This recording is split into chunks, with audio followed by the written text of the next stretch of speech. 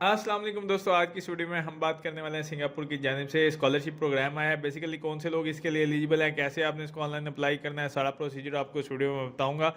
आपने इस वीडियो को एंड तक जरूर देखना है, किसी भी चीज़ को आपने स्किप नहीं करना। अगर आप चैनल पे नए हैं तो चैनल को जरूर सब्सक्राइब कर लें, मैं इसी तरह की वीडियो वगैरह अपलोड करता रहता हूँ। तो चलिए दोस्तों, वीडियो को स्टार्ट करते हैं। तो यहाँ पे अगर आप देखते हैं, यहाँ पे मैंने एक PDF बनाया हुआ है स्कॉलरशिप के रिलेटेड, जिसके अंदर मैंने तमाम इन्फॉर्मेशन ऐड की है जो कि इसके लिए इंपॉर्टेंट है। अब यहाँ पे अगर आप देखें तो यहाँ पे हम बात कर लेते हैं स्कॉलरशिप के बारे में, जो कि सिंगापुर गवर्नमेंट स्कॉलरशिप है। यहाँ पे आप लोग चेक कर सकते हैं। बेसिकली यहाँ पे ये स्कॉलरशिप बेसिकली मास्टर और PhD के लिए। अब अगर आप अंडर ग्रेजुएट में हो, यहाँ पे उन्होंने मेंशन किया हुआ है कि अगर आप बैचलर में हैं तो यहाँ पे आप डायरेक्टली PhD के लिए अप्लाई कर सकते हैं, और अगर आप अंडर ग्रेजुएट डिग्री प्रोग्राम कर रहे हैं तो आप यहाँ पे चेक कर सकते हो मास्टर, मतलब जो है यहाँ पे उन्होंने लिखा हुआ है मास्टर या मास्टर लीडिंग टू PhD या direct PhD after 4 year undergraduate degree programme.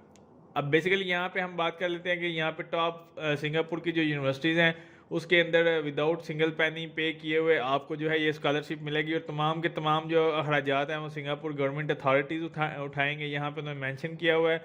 Then इसी तरह यहाँ पे कोई भी कह लो कि आइल्स और टोफिल वगैरह रिक्वायर्ड नहीं है ड्यूरिंग अप्लाई के दौरान या इस तरह से, और ना ही उसकी कोई एप्लीकेशन फ़ीस है। हाँ, अगर आइल्स वगैरह रिक्वायर्ड करता है तो वो बाद में जब आपकी सिलेक्शन हो जाती है तो उस वक्त अगर वो रिक्वायर करते हैं तो काफ़ी टाइम लग जाता है।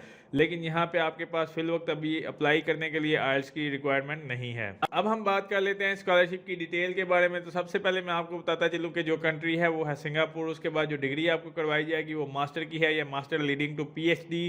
और उसके बाद जो ये अवार्ड है यानी कि जो फुली फंडेड स्कॉलरशिप होगी ये बेसिकली, और इसकी जो डेडलाइन है वो 1 जून है, यानी कि 2023 1 जून।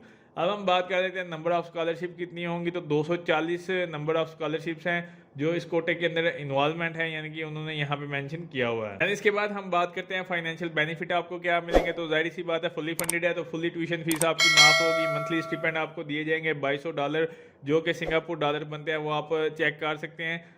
देन उसके बाद उन्होंने लिखा will be increase to 27 after passing of the qualifying examination. अगर आप वहाँ पे एक एग्जाम होता है, अगर आप उसको क्वालिफाई करते हैं तो आपको $2700 मिलेंगे, जो कि सिंगापुर डॉलर होंगे। आप चेक कर सकते हैं पाकिस्तानी कितने रुपीज़ बनते हैं।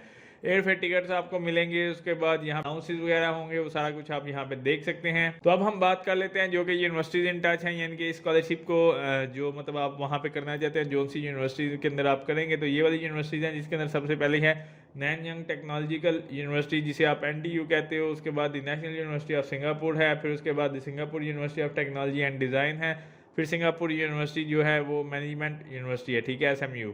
अब उसके बाद एलिजिबिलिटी क्राइटेरिया की हम बात कर लेते हैं। तो उसके लिए जो है आप बेसिकली इंटरनेशनल ग्रेजुएट होने चाहिए, जो कि इंटरनेशनल जिसके अंदर कंट्रीज आ जाती हैं। गुड स्किल आपकी रिटर्न और स्पोकन इंग्लिश होनी चाहिए। रिपोर्ट्स फॉर अकेडमिक जो है आपकी good reports for academic reference. उसके बाद जो आपकी सबमिशन ऑफ फाइल्स या टोफिल या सैट या गेट, ये जितने भी टेस्ट हैं ये ऑप्शनल हैं, लेकिन मे बी रिक्वेस्टेड लेटर। अगर जब आपका इंटरव्यू होता है मे बी, या आप सिलेक्शन हो जाते हैं, तो यहाँ पर उन्होंने मेंशन किया एडमिशन के दौरान अगर वो आपसे मांगते हैं तो फिर, अदरवाइज ये ऑप्शनल है, ज़रूरत नहीं है अप्लाई करने के दौरान। रिक्वायरमेंट डॉक्यूमेंट्स की हम बात कर लेते हैं। तो यहाँ पे उन्होंने लिखा हुआ है do not mail any hard copy, यानी कि कोई भी डॉक्यूमेंट्स आपने हार्ड फॉर्म में सेंड नहीं करना है इस ऑफिस को, यानी कि सिंगा ऑफिस को आपने कोई भी डॉक्यूमेंट्स सेंड नहीं करना है। जब भी डॉक्यूमेंट्स करने हैं वो ऑनलाइन ही आपने सबमिट करने हैं। पासपोर्ट आपको लाजमी चाहिए होगा, उसकी मतलब आपने फ़ोटो लेनी है। उसके बाद ट्रांसक्रिप्ट आपके जितने भी इंग्लिश में ट्रांसलेशन उसकी होनी चाहिए, जितने भी आपके रिपोर्ट्स और ट्रांसक्रिप्ट वगैरह जो कि आपके एकेडमिक रिकॉर्ड्स हैं वो सारे यहाँ पे अवेलेबल होने चाहिए। बैचलर और मास्टर डिग्री, उसकी मतलब ट्रांसक्रिप्ट वगैरह, सर्टिफिकेट्स वगैरह, डिग्री, उसके बाद लेटर जितने भी हैं वो सारा कुछ यहाँ पे चाहिए। रिकमेंडेशन लेटर आपको 2 चाहिए होंगे, जो कि आपने यहाँ पे लिखा है to be completed and submitted online by the referees, जो कि ऑनलाइन ही आपने करने हैं। ये PDF में आप सबमिट नहीं करोगे। ये आप, जैसे मैंने आपको अक्सर स्कॉलरशिप की वीडियो में बताता हूँ कि आप उस रेफरी का ईमेल, फ़ोन नंबर वगैरह और डेजिग्नेशन दोगे, देन उसको एक ईमेल जाएगी इनकी तरफ से, देन वो खुद ब खुद उसको मतलब वो टाइप करेंगे और सारा कुछ आपके बारे में बताएंगे। तो वो इनको जो है एक रेफरेंस लेटर लिख के देंगे। तो यहाँ पे आपको 2 रेफरेंस चाहिए होंगे। उसके बाद मोटिवेशन लेटर आपको जो है वो चाहिए होगा। यहाँ पे लिखा हुआ motivation letter for scholarship application. तो उसके बाद यहाँ पे डेडलाइन मैं आपको ऑलरेडी बता चुका हूँ। तो अब हम बात कर लेते हैं कि आपने इसको ऑनलाइन अप्लाई कैसे करना है। अब बेसिकली ये इनकी ऑफिशियल वेबसाइट है, यहाँ पे आप लोग देख सकते हो। जैसे ही आप यहाँ पे आएंगे तो यहाँ पे आप इसकी डिटेल वगैरह चेक कर सकते हैं स्कॉलरशिप के बारे में। यहाँ पे अगर आपका कोई क्वेश्चन वगैरह है तो वो यहाँ पे आप चेक कर सकते हैं। इसके बाद यहाँ पे नीचे आप देखें रिसर्च एरियाज़ हैं, आप इसके ऊपर क्लिक करेंगे तो यहाँ पे डिफरेंट किस्म की जो मतलब यह यूनिवर्सिटीज़ वगैरह मैंने बताई हैं वो सारी आ जाएंगी, एलिजिबिलिटी क्राइटेरिया आ जाएगा, एप्लीकेशन का प्रोसीजर भी यहाँ पे उन्होंने बताया हुआ कि आपने कैसे जो है यहाँ पे अप्लाई करना है, वो सारा कुछ यहाँ पे आपके पास इंफॉर्मेशन, इंपॉर्टेंट इंफॉर्मेशन सारा कुछ यहाँ पे अवेलेबल है। अब बेसिकली यहाँ पे मैं आपको एक और चीज़ बताता चलो जो कि यहाँ पे मुझे बड़ी अच्छी लगी है, और वो ये है कि यहाँ पे अगर आप देखें जैसे ही आप यहाँ पे आते हैं तो फ्रीक्वेंटली आस्क्ड क्वेश्चन यानी FAQs, अब इसके अंदर आपके तमाम क्वेश्चन के जो आंसर हैं वो आपको मिल जाएंगे। बहुत सारे लोग क्वेश्चन करते हैं कि सर हमने ये करना है, सर हमारे डॉक्यूमेंट्स ये वाले अपलोड करें, ये करें, तो तमाम क्वेश्चन के आंसर यहाँ पे आपको मिल जाएंगे, आप इसको जाके चेक कर सकते हैं। अब इस स्कॉलरशिप को अप्लाई करने के लिए यहाँ पे अगर आप देखें उसकी डेडलाइन यहाँ पे दी हुई है, आपने अप्लाई हेयर के ऊपर क्लिक करना है। तो जैसे ही आप अप्लाई हेयर के ऊपर क्लिक करोगे तो आपके सामने एक पेज आ जाएगा। सबसे पहले है अगर आप सिंगापुर के रेजिडेंस हो या PR आपके पास मौजूद है या सिंगापुर के रेजिडेंस हो, तो आप इस तरह से करेंगे लॉग इन विद सिंगा पास, वो उनके पास एक पास होता है उसके थ्रू। आप इंटरनेशनल स्टूडेंट हैं, अब आप सिंगापुर में नहीं है तो आपने इसको कैसे करना है, अब यहाँ पे लिखा है लॉगिन विदाउट सिंगा पास, तो आपने यहाँ पे लॉगिन पे क्लिक करना है। जैसे ही आप इसको लॉगिन के ऊपर क्लिक करेंगे तो यहाँ पे आपके पास एक इस तरह से टैब आएगा। अब आप न्यू यूजर होंगे तो यहाँ पे आपने रजिस्टर नाउ के ऊपर क्लिक करना होगा। तो जैसे आप इसको क्रिएट न्यू अकाउंट पे या रजिस्टर पे क्लिक करेंगे तो आपके सामने सबसे पहले ऑप्शन आएगा फुल नेम का, जैसे कि न्यू रजिस्ट्रेशन ओपन हो गया। अब फुल नेम आपने बेसिकली जो है जो आपके पासपोर्ट के ऊपर लिखा होता है वही आपने यहाँ पे मेंशन करना है। मैंने स्टार्ट में आपको एक चीज़ बताई थी कि इसके लिए जो है आपको पासपोर्ट ज़रूरी है।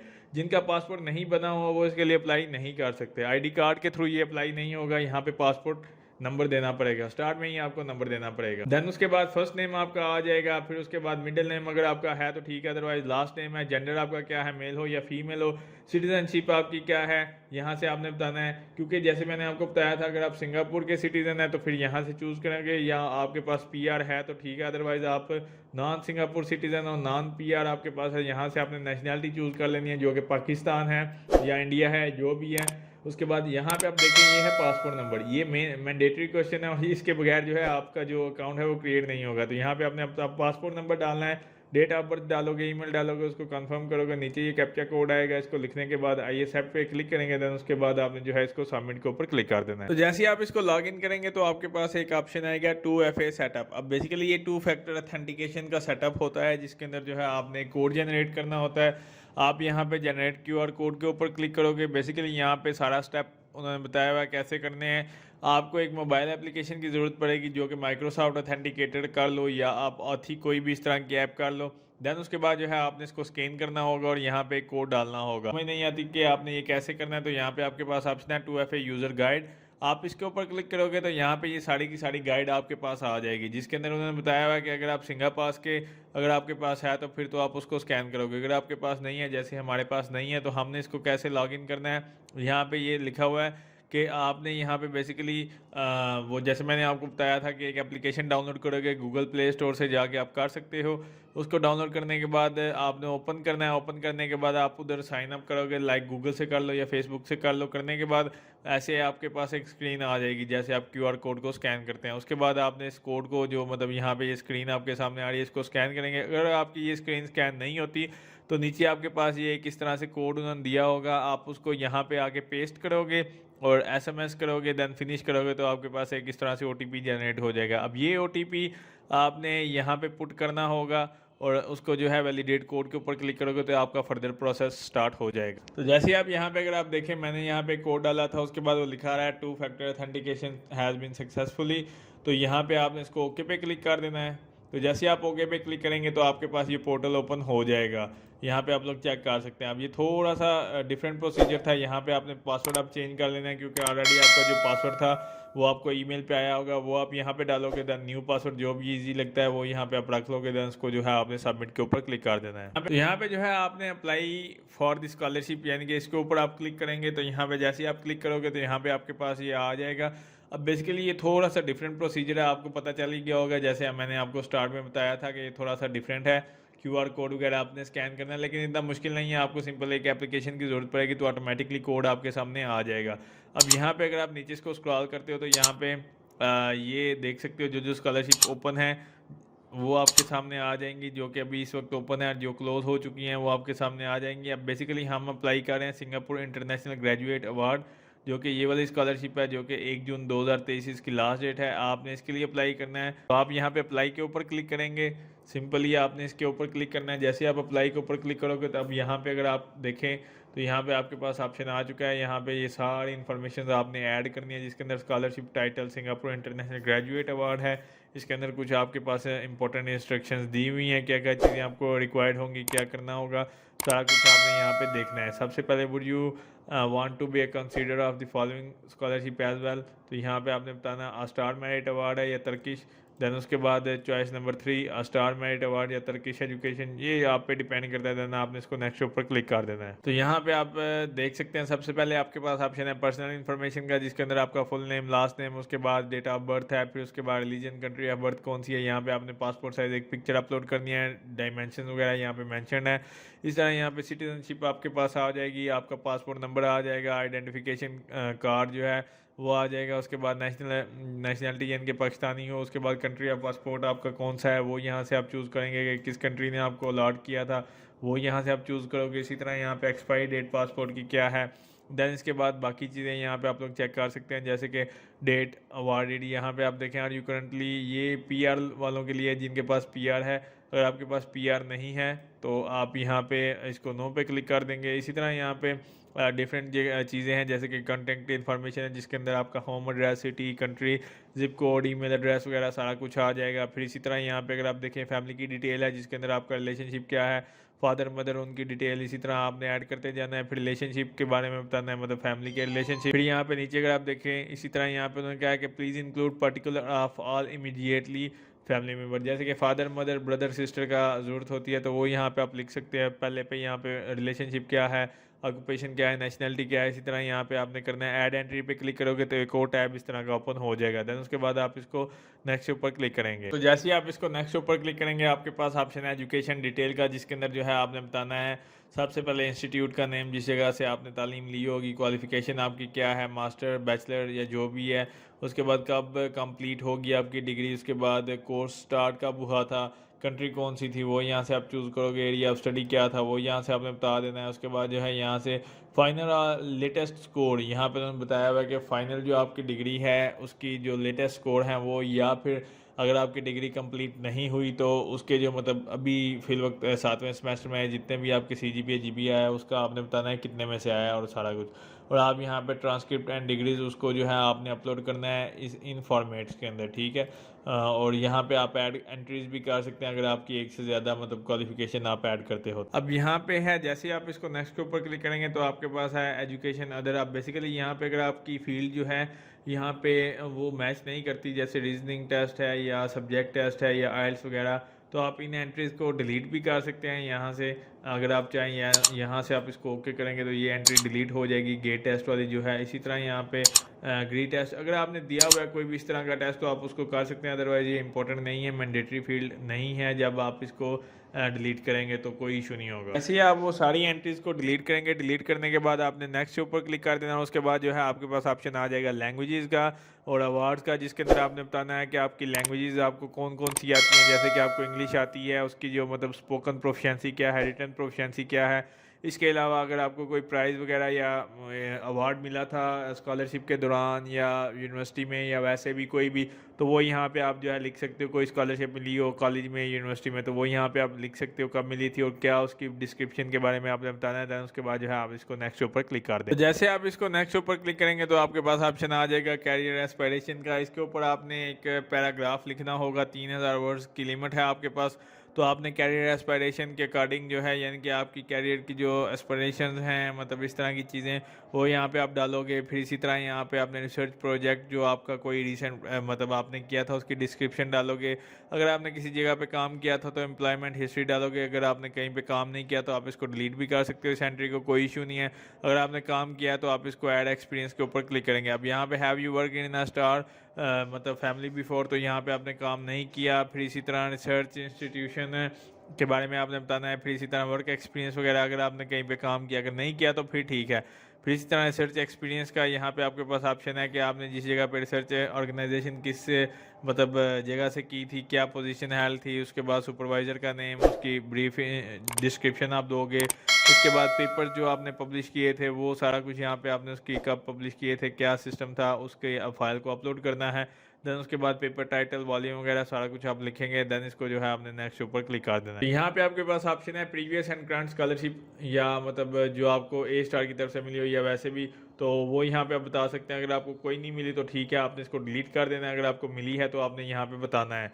आप ऐसे ही हर एक चीज़ को डिलीट नहीं कर सकते, लेकिन आपने यहाँ पे जो है काम की चीज़ें जो आपकी होंगी वो लाजमी एंटर करनी है। जो आपकी रिलेटेड नहीं है वो आप डिलीट कर सकते हो, एंट्रीज वगैरह। उसके बाद उन्होंने लिखा previous and current scholarship awarded made to the other organisation. अब किसी और ऑर्गेनाइजेशन से आपको मिली है, लाइक कोई भी आपकी कॉलेज या स्कूल, तो उस तरह से उसका नेम वगैरह लिख के यहाँ पे आपने उसको सारा ऑर्गेनाइजेशन नेम, उसके बाद एप्लीकेशन स्टेटस क्या था, अभी चल रही है या शॉर्ट लिस्टिंग है या क्या, तो वो लिखने के बाद आपने इसको जो है नेक्स्ट के ऊपर क्लिक कर देना। तो आगे जाने से पहले आपको एक और चीज़ बताता चलूँ, अगर आपको मतलब कोई भी मसला आता है स्कॉलरशिप के रिलेटेड या कुछ भी आपने पूछना हो, तो ये हमारा पेज है फेसबुक का, प्रोफेशन कॉर्नर के नाम से। आप यहाँ पे आएंगे, आने के बाद यहाँ पे आप इसको लाइक भी कर सकते हो और मैसेंजर के थ्रू, यानी कि आप हमें मैसेज भी कर सकते हो फेसबुक के ऊपर। अगर आप व्हाट्सएप के ऊपर कांटेक्ट करना चाहो तो यहाँ पे व्हाट्सएप भी अवेलेबल है, तो आप व्हाट्सएप के थ्रू भी मुझे मैसेज करके पूछ सकते हैं। यहाँ पे जैसे आप इसको नेक्स्ट ऊपर क्लिक करेंगे तो आपके पास ऑप्शन है रिसर्च का। बेसिकली यहाँ पे फर्स्ट चॉइस इंस्टीट्यूशन का नेम आपने चूज़ कर लेना है, जो कि यूनिवर्सिटीज़ मैंने आपको स्टार्ट में बताई थी। फर्स्ट करें ए स्टार आप चूज़ करते हैं।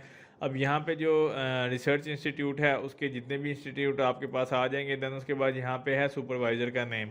अब ये आपको कैसे मिलेगा, तो आप यहाँ पे इनकी ऑफिशियल वेबसाइट के ऊपर आएंगे, तो यहाँ पे अगर आप देखें रिसर्च एरिया में, यहाँ पे आपने ए स्टार सुपरवाइज़र अगर चूज़ किया तो आप इसको क्लिक करेंगे। जैसे आप इसको क्लिक करेंगे तो यहाँ पे डिफरेंट फील्ड्स हैं जो आपने चूज़ की होंगी। जैसे यहाँ पे मैं आपको बता दूँ, डाटा स्टोरेज इंस्टीट्यूट आपने चूज़ किया था। अब यहाँ पे आपने चेक करना है, फर्ज करें आपकी जो भी फील्ड आती है उसको आप क्लिक करेंगे, देन उसके बाद आपके पास एक PDF डाउनलोड हो जाएगा। अब यहाँ पे अगर आप देखें ये सुपरवाइज़र का नेम यहाँ पे लिस्ट आ गया, तो आप ये वाला नेम कॉपी करेंगे।